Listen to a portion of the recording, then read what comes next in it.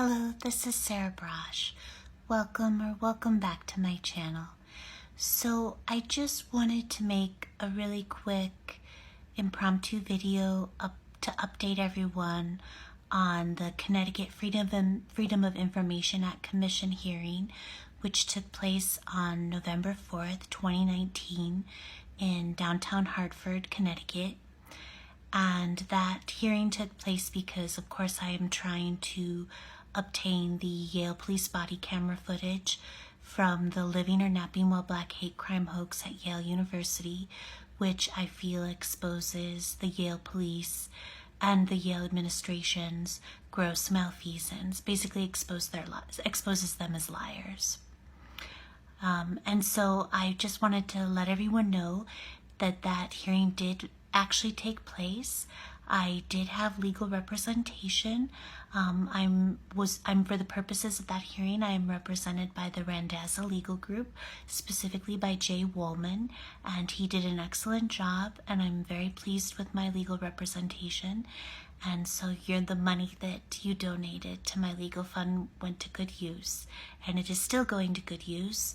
So what's happening now is the hearing took place. And I know that at some point, at least the audio of that hearing will be made available to the public, or at least a transcript, I believe.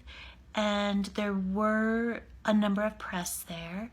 Some of the press, including the Yale Daily News and I believe the New Haven Register, already reported on the hearing. They were present. And then there was a producer there who's working on a documentary film, possibly to be aired on HBO, recorded the entire hearing, and I gave a statement to them afterwards as well. So anyway, so the hearing took place, and I did have legal representation, and it was difficult. It was difficult. But I just had to stay strong and calm and brave and get through it as best I could. It was particularly difficult to hear Yale Police Chief Rennell Higgins continue to tell disgusting lies about me. That was hard. It was really hard because I didn't necessarily think that he's a bad man. And now I do. He doesn't care if I live or die. He doesn't care if my lifelong human and civil rights careers, academic and legal careers, are destroyed. He doesn't care. He doesn't care what happens to me, another human being and a Yale student. That was hard. That was really hard. And I started crying. I got pretty upset. I got pretty upset when I was giving my testimony as well. So the hearing took place. Subsequently, the commission hearing officer, Danielle McGee, submitted the order for the Yale police body camera footage. I know that she received it, finally, from Yale.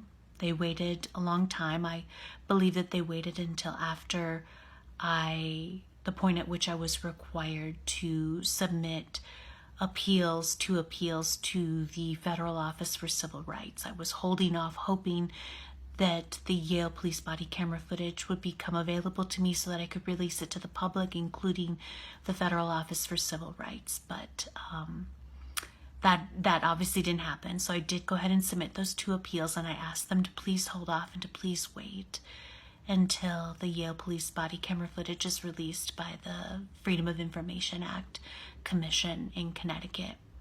So what's happening now is that the hearing officer, Danielle McGee, has released the order for briefs, and there also could be reply briefs, and those are due mid-January.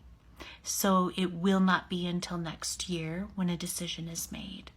I had thought and hoped that the decision would come more quickly than that, but that obviously is not what is happening. So that's where we're at.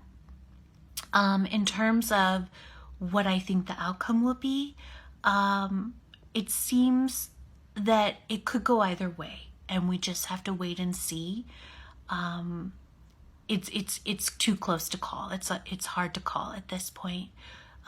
But I'm very pleased with my legal representation. I feel very well represented by counsel. I know that he's going to submit an excellent brief on my behalf, and I just continue to hope that I think that I made a strong impression on the hearing officer.